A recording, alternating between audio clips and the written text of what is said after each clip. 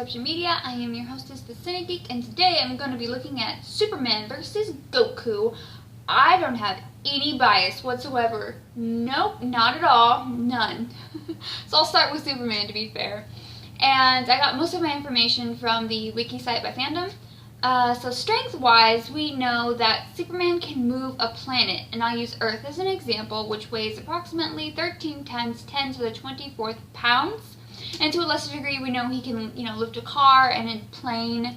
And I was trying to see how hard he could punch. And Ranker said that his punch impact is about 190 quadrillion joules, or 45 megatons worth of TNT. And then Science World states that he can lift 2 billion tons. That is a lot. Speed-wise, Superman can move faster than the speed of light. However, he cannot do that in Earth's atmosphere as he doesn't have speed force. So technically, by doing that, he would be really hurting the Earth's actual environment and atmosphere. And when the speed of light is 670,616,629 miles per hour. And to a lesser degree, we know he can move faster than a speeding bullet. It's stated that Superman has traveled our solar system in a matter of minutes, and I'll use 5 minutes as an example. So from Earth to Pluto is 4.67 million miles. Distance equals rate times time. So that's going to be about 934,168,964 miles per minute, which is about 83 times the speed of light. So that is very fast. And then we know Superman has a lot of other powers, such as fast healing. He's nearly invulnerable to anything but kryptonite and magic. He has X-ray vision, heat vision, super hearing, super breath, and he's a literal genius. And I was wondering, if Superman could hurt himself with his own heat vision, or if perhaps another Kryptonian could hurt him, or he could hurt another Kryptonian with it. And I only really found 2 examples, one of which was he could in fact hurt himself with his own heat vision, and then the other example was Zod was unable to hurt him with his heat vision. Well, actually it was a bunch of Kryptonians at one point. So it really seems like it depends on the writer, which whatever the writer wants to do. Some writers will have it so that you can be hurt by heat vision, and some writers will have it that he cannot be hurt by heat vision. And I was looking to suss out how hot his heat vision is. Now the wiki stated it was 5 million degrees Fahrenheit, and I'm actually going to argue this. So the center of the sun, like the sun from our solar system, is 27 million degrees Fahrenheit. So you're saying his heat vision is almost twice as hot as the center of the sun? That's crazy. The hottest temperature that has ever occurred on Earth was a few moments. This laser reached 3.6 million degrees Fahrenheit, which was from National Geographic. And the temperature required to melt steel, which is what we know that his heat vision can do, is only 2,500 degrees Fahrenheit. And if you look at the Hertzsprung-Russell diagram of temperature, which is kind of like if you look at the color of the surface of a sun, or star rather, you can tell approximately how hot this surface is. So our sun would be about 10,000 degrees Fahrenheit, because it's kind of like a yellowish color. And going back to the temperature required to melt steel is 2,500. If you look at the color of Superman's heat vision, which is a red, it's probably going to be about 2,780 degrees or so Fahrenheit. Now, not to say it can't get hotter. It can, because we've seen it be yellow. But that's generally what his heat vision is. So I don't think it's going to get to double the temperature of the center of the sun. I think that's a stretch. Okay, so I'm going to mention lastly about Superman that he gets his powers from the sun, and I'm going to say that's probably from UV radiation, although in the wiki it's explicitly stated as being photonucleic effect, although it goes very in depth. I'm not a scientist, I didn't quite understand what it meant. But if you look at Superman's powers being that he doesn't really have any under the red sun, he's very powerful under the yellow sun, but he's most powerful under a blue sun. And if you look at the temperatures those stars give off, getting the lowest temperature from the red star to the highest temperature from the blue star, it does seem to be, whether intentional or not, that his powers do coincide with the amount of UV that the star would produce. And that's going to be important later when we're talking about Chi or Ki blasts. So, moving on to Goku, I got most of this information from the Dragon Ball Fandom Wiki. We're going to talk about Goku's speed. I would say Goku is much slower than Superman. However, we do know that Goku has instant transmission, so that may or may not kind of level them out. We know Goku, to a lesser degree, can move faster than a speeding bullet, just like Superman can. And we do know that he can move so fast that he is undetectable to the human eye. So I had to figure out approximately how fast can the human eye see, and there's a lot of factors that go into this, one of which, very important, is distance. So from Vision Direct, I found an instance where they measured this using a football field. If someone was in a stadium, how fast would a football player have to go for them to be undetectable? I thought that was a really good example, as we know they're often in the World Tournament, and I figured that that would be approximately a similar distance to looking at the arena from the audience. And to move fast enough that you would not be able to be seen, you'd have to be going approximately 38,146 miles per hour, which is incredibly slower than the speed of light, which, you know, Superman can go faster than. His speed hasn't really been clocked, but I would say yes, Goku definitively is much slower than Superman. But again, he does have the boost of being able to do instant transmission, although that does take a few seconds. Okay, now the Wizard of Bobbity, going into the Majin Buu saga, says that his power level is over 9,000. Just kidding. It's 3,000 Kili, or Kili, which is the power enough to destroy several planets. And we know this to be true because in fights they have destroyed planets. Rest in peace. But it's also important to know that they can't breathe in space. But we do need to look at, which Superman can. We need to go back and look at how much force is needed to destroy a planet, and it's estimated that it would be 200 gigatons of TNT, or 2.24 times 10 to the 32nd joules, which is more, which would be more powerful than Superman. However, this is via ki blast, not just outright brute bulk strength like punching and hitting and stuff. That's with the power of ki. So later we're gonna have to look at can ki hurt Superman, or Kai. I don't know how you want to pronounce it.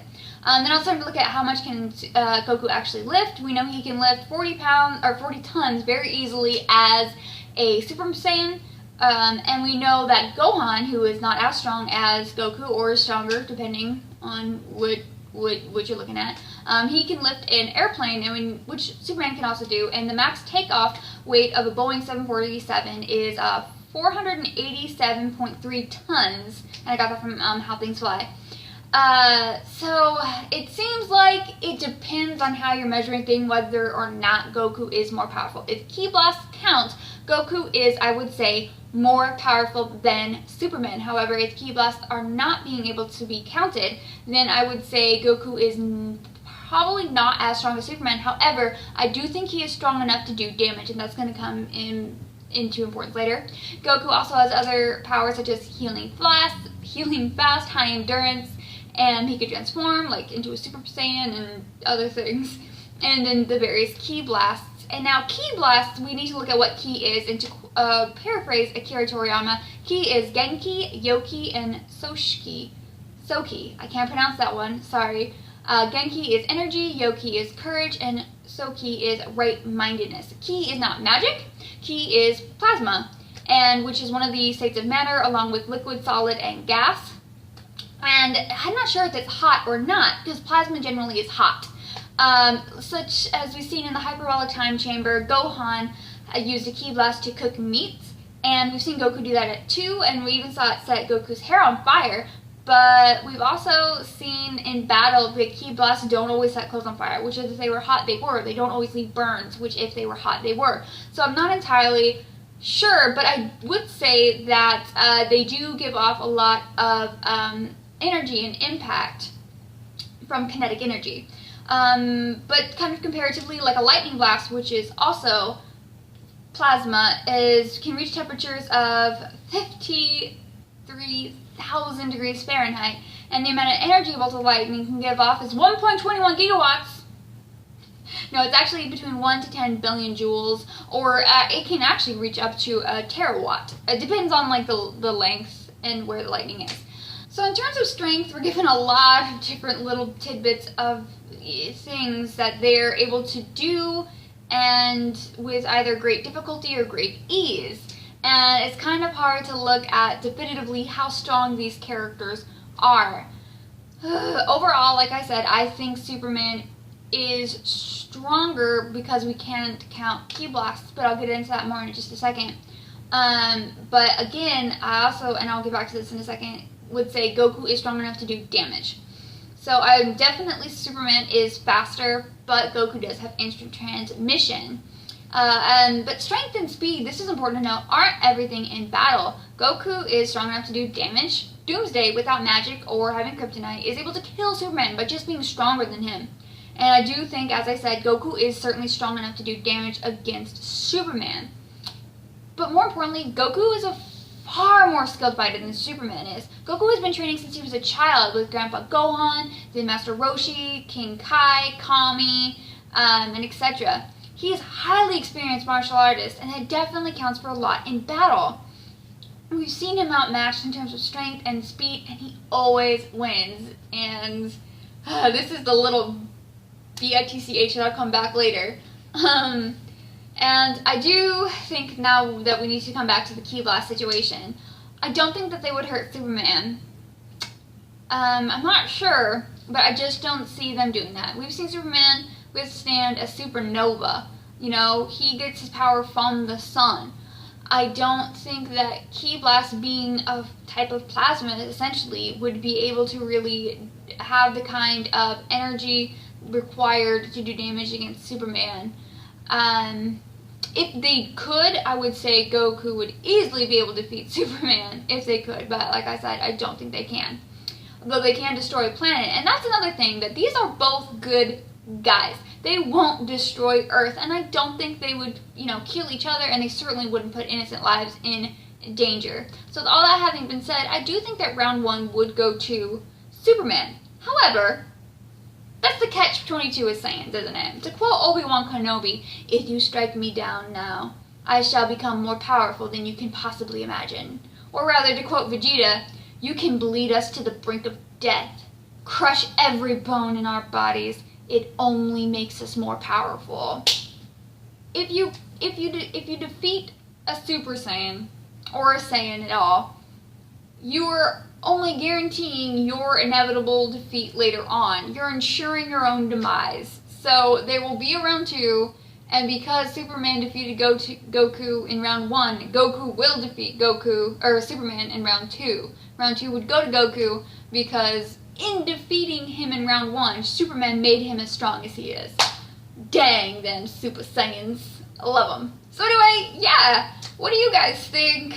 I put a lot of math into this, but it was kind of difficult to really ascertain direct numbers. I do think it's kind of interesting to look at these things from a more mathematical, quantifiable basis. Is there any other, battle you'd like, or just kind of comparison? Because I do like doing these. Feel free to leave a comment below. I love Dragon Ball Z. I grew up with this. Some people, they look at the definitive superheroes being Superman. I don't. As a 90s kid, being born in the mid-90s, I have always looked at it as, to me, a superhero, someone who is so pure of heart and so good and such just an inspirational, leader has always been Goku to me. And I didn't get into Superman until I was far older. So, I don't know. Where do you stand on this? Have a great day. We need a Moon Knight movie, and never, ever another live-action Dragon Ball movie.